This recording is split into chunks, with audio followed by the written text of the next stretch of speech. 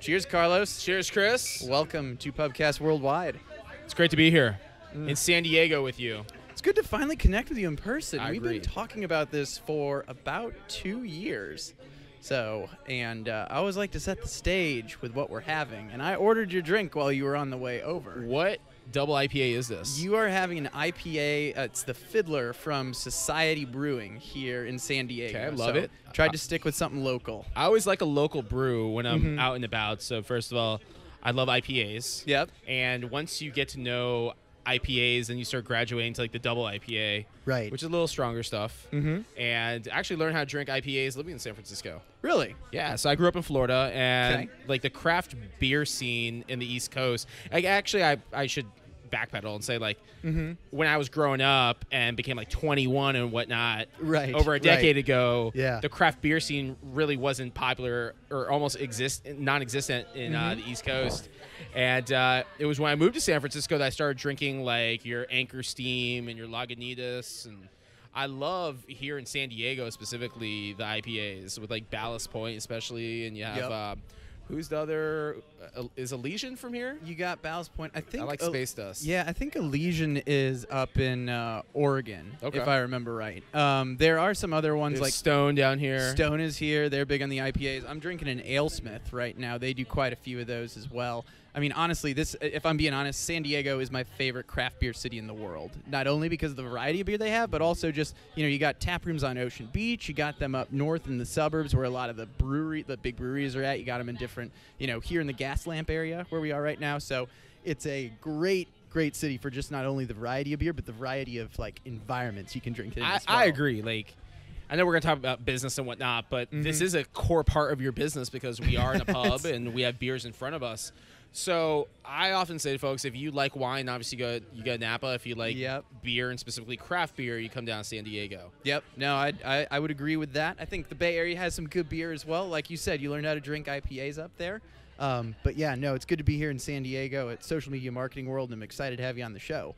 But for people that don't know you, I'm going to give you a quick introduction for our audience. So I'm joined by Carlos Gil, who is an entrepreneur, an international keynote speaker, and you've been featured all around. You've contributed to Inc. Magazine. You've been at Mashable before. But that's just my quick intro. What did I miss, Carlos? Man, that's such a good intro right there. And, so many of us are in the speaking world, and we have personal brands and whatnot. We always spotlight like what's sexy. So I write for Entrepreneur as a contributor. I have a digital marketing agency. Like, I've spoken all over the world. That's all great. Yeah. But the reason why I like doing podcasts like this, the reason why I even like going to conferences, isn't even so much to speak and teach, but it's to get to know people on a more interpersonal level. Yeah. And there's more to all of our stories than a bio.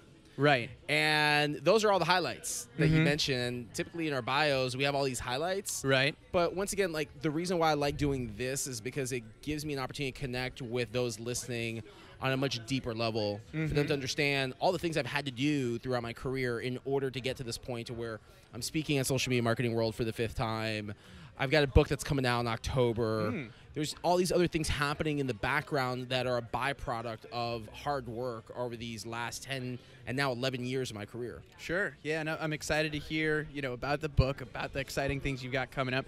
But you mentioned you like sharing the stories, and that's one of the things we love doing here on Pubcast Worldwide is having those candid conversations. So, your career has been, fascinating to watch, going from the corporate world and evolving into now your own thing with your speaking gigs, Gil Media Co. But take us back to the start. Where would you say was kind of the influential thing that got things rolling for you? So it's interesting because a lot of folks, they don't know my story that dates back to before corporate. So it's like real odd how everything has transpired, because a lot of folks, I think, started learning about my brand. If you follow me today, you probably learned about my brand within the last, I'd say, 3 or 4 years. Okay. When Snapchat became really hot. And I worked at LinkedIn around that time. And then I went to go work at another company and started doing all these talks on LinkedIn. So my career in social media spans back to 2008. Okay. I was actually a banker before I got into this business. Okay. And I lost my job November 5th, 2008. And the first thing I did upon losing my job was I joined LinkedIn. Okay. So it's interesting how LinkedIn has always been a part of the narrative of my career. Sure. Because I was 25 years old. I just lose my job in the banking industry. I'm like, oh, shit. What do I do now? Yeah. And I joined LinkedIn, and within a couple of days, I became motivated to start an online job board to help people find jobs. Cool. And that's where my career kind of like Interesting. reset. Yeah. So, like very early years of my career, I did everything from I sold shoes, I leased apartments, to I worked in banking. And then when the banking job went away, I had to rebrand myself. I didn't have a college degree to fall back on. Yeah. And it was through having a startup during the down years of the recession that I learned marketing. And that's where I learned social media. That's where I started consuming Gary Vee content. I started taking chances, putting myself out there online, started creating content. And in doing this, the personal brand just evolved. Like, I never woke up one morning and said, like, oh, I want to have a personal brand. It was literally I'm doing events to help people find jobs. And I keep getting all this media and press coverage. And then the personal brand just became it. It was just like, I'm this guy that has a presence online, and I help people find jobs. So what I find interesting about that is that your first response to losing your job was, well, I'm going to help other people find jobs. What do you think, like, triggered that? How was that your initial reaction? Because you'd think a normal person would be like, you know, kind of ho-hum. They're like, oh, shoot, I lost my job, and kind of feel sorry for themselves. But you took the exact opposite approach. What it is, Chris, is I was at a point in my career where I was really young, and I did not want to feel defeated by what happened to me. Sure. So again, 25 years old, I have a young family, I lose my job. Yep. And instead of feeling defeated and you know, cursing the company that laid me off and saying, you know, F this, the economy sucks, I'm going to just sit at home and collect unemployment, I was like, you know what, screw it. I'm going to go out and do something good to help people. Yeah. And it's something I spoke about a lot. Like, that's the thing, right? You're getting me now to talk about things I haven't really spoken about in years. Sure. Because I spoke so much about this in my early years in my company called Jobs Direct USA. And then what happened was, as I started seeing success in using social media to grow my business, companies would come to my job fairs. They would come to my events that I would do called pink slip parties, ironically at bars. It's a great name. So what a pink slip party was, I'll just tell you real quick, would be a networking event at an off night in a bar. Yeah. The bar would donate 2 free drinks to every person that would come. Yeah. Again, this is like circa 2008, 9, and 10 when the economy was really bad. How old are you, by the way?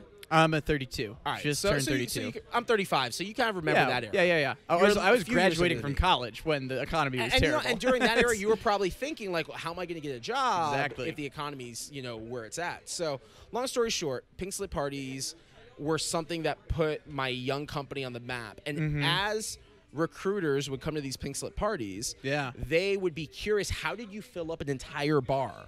Right. Literally, imagine a bar like this. There would be 300-400 people. It would be packed on a Tuesday night in Jacksonville, Florida. And I would always tell these recruiters, it's through social media. I use social media as a company of one to pitch to traditional media. Traditional media would always get the word out, and then they would drive people. So I would use social media as a way not only to pitch to media, but to pitch to recruiters, to get the word out to job seekers. And I would literally fill these bars. So you do that for a couple of years. And then companies are going to start knocking on your door. And in my case, they started knocking on my door to ask, well, can you do this for us? And one of those companies was Winn-Dixie. They're a supermarket chain based out of Jacksonville, Florida, where I lived at the time. And Winn-Dixie, for about a year, started attending all of my job fairs that my company was hosting. And then they started using my company to help them promote internal job fairs through social media. And next thing you know, Winn-Dixie's like, hey, do you want to come work for us and be our first ever head of social media?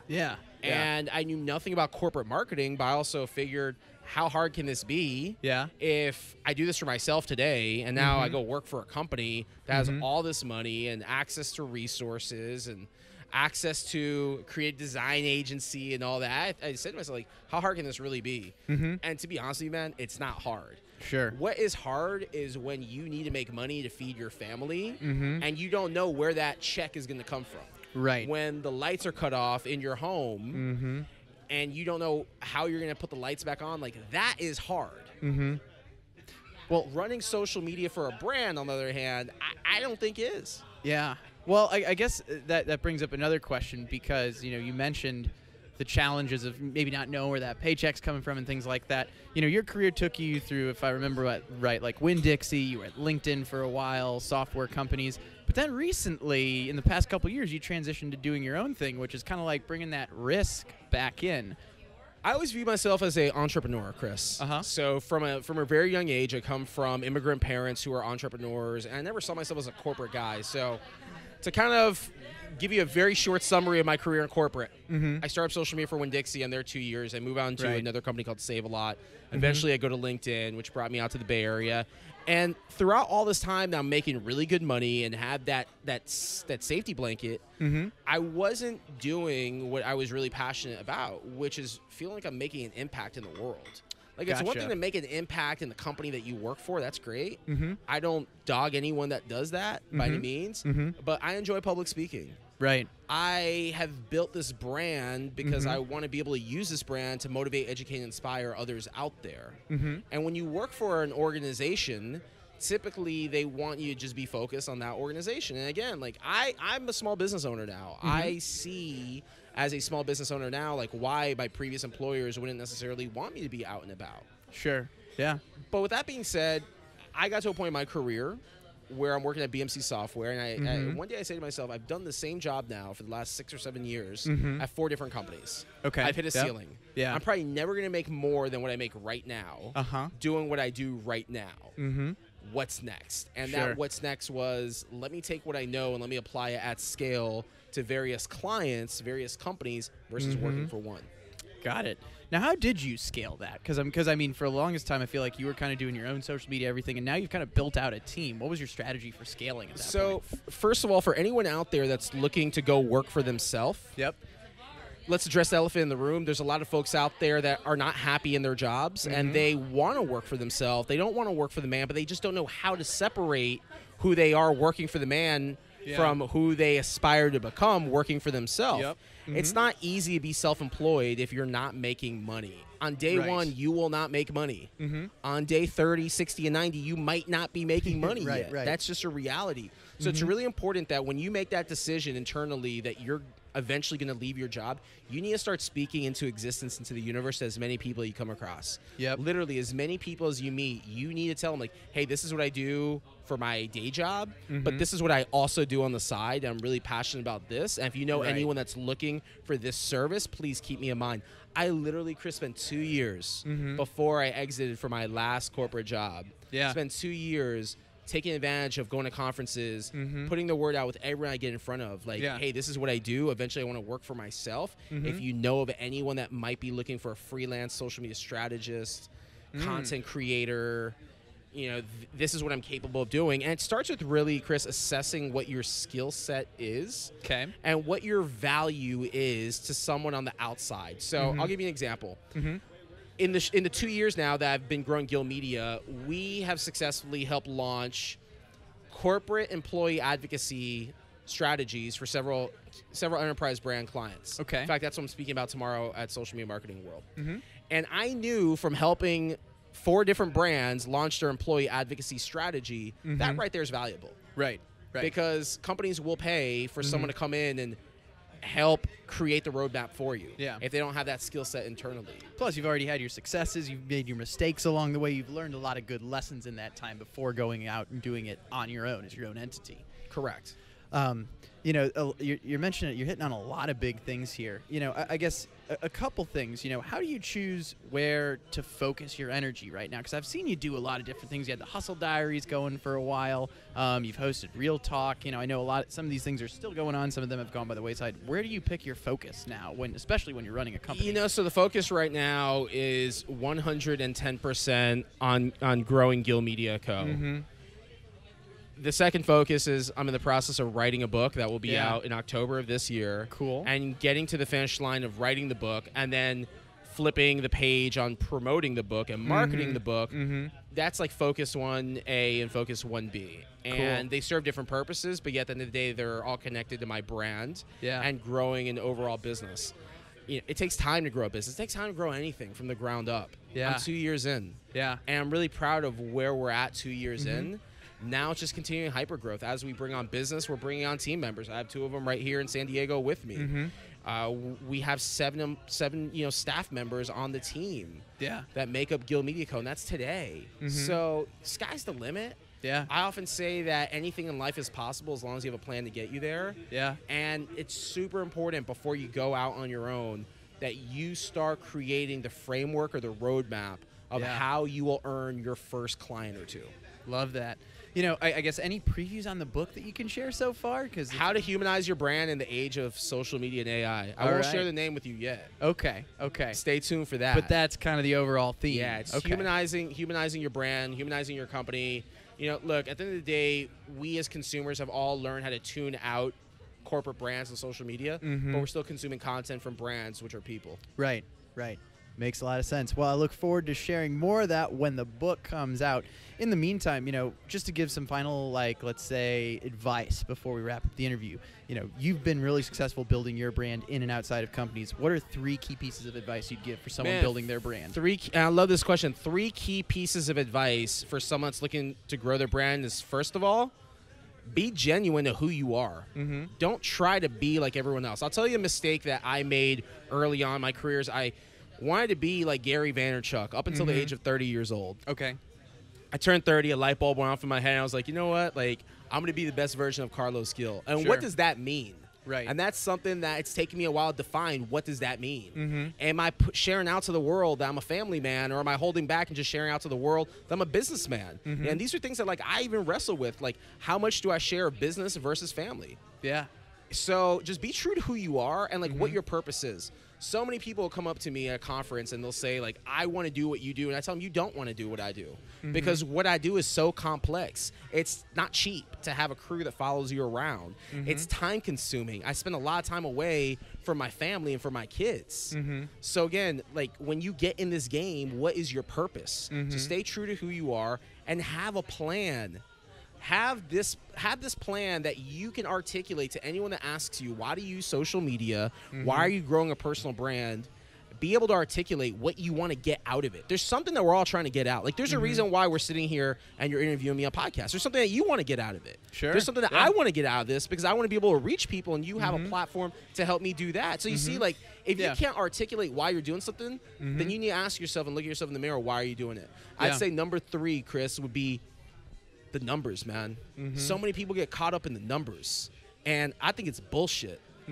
Having followers on social media is just a number. It's a vanity metric. It's a vanity metric.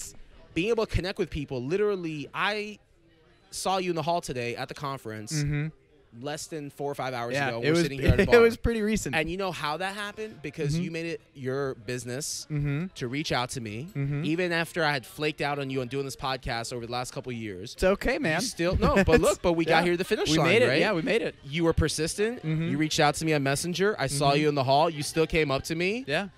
And we made this happen. Yeah, absolutely. So where I'm going with that is that you can't get so caught up in the numbers that you lose sight of the fact that we're all real people on this. Right. At the end of the day. And I would almost rather have an army of 10 people that are really supportive of my brand and my company versus just have thousands of fake accounts that do nothing for me. Well, I think, I'll add my 2 cents to the numbers part. I think a big issue with it is just a lot of people are in it for the short game. They're not thinking long term. They're not thinking beyond a year or 2 or even months most of the time, because people are always after 90 days, why don't I have X number of followers? And the reality is, it's not, that it's important at some point, but it's just, it takes away from the human connection, trying to help someone out.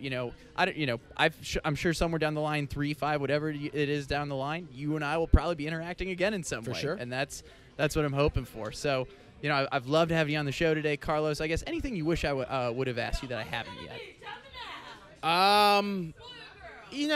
Some of the generic questions I get asked on and I say generic because a lot of people ask this question what drives you, what motivates you? That question always kind of gets me thinking, because what drives me and motivates me, that's such a loaded question. And I'll just share with you, it's opportunity, man. Yeah. At the end of the day, I am motivated by opportunity. The opportunity to sit here with you drives me. Yeah. Same here. Because this right here is real, and it's in the moment. Yep. Right now. So I'm all about making forward progress, keeping momentum flowing. Yeah. And I'd say that, man, when you interview people, ask them what drives them. Yeah. My way of rephrasing that a little bit is I like doing cool things with cool people. At the end of the day, Do what you love. No one was ever going to hand this opportunity to do podcasts to me. It was my job to go out, buy the equipment, and be like, you know what? I want to talk to Carlos Gil someday, and I want to be able to spread that message as well. So it's been great having you on the show. What's the best way to connect with you? You can find me on social media at CarlosGil83, on Twitter and on Instagram. I have a Facebook page. I'm on LinkedIn. Yep, I would hope so. Yeah, so just type in Carlos Gil. You'll see the guy with the beard smiling back at you. Cool. Well, I appreciate you having on. Cheers, Thanks, my man. Carlos. Cheers Thanks so to you. much.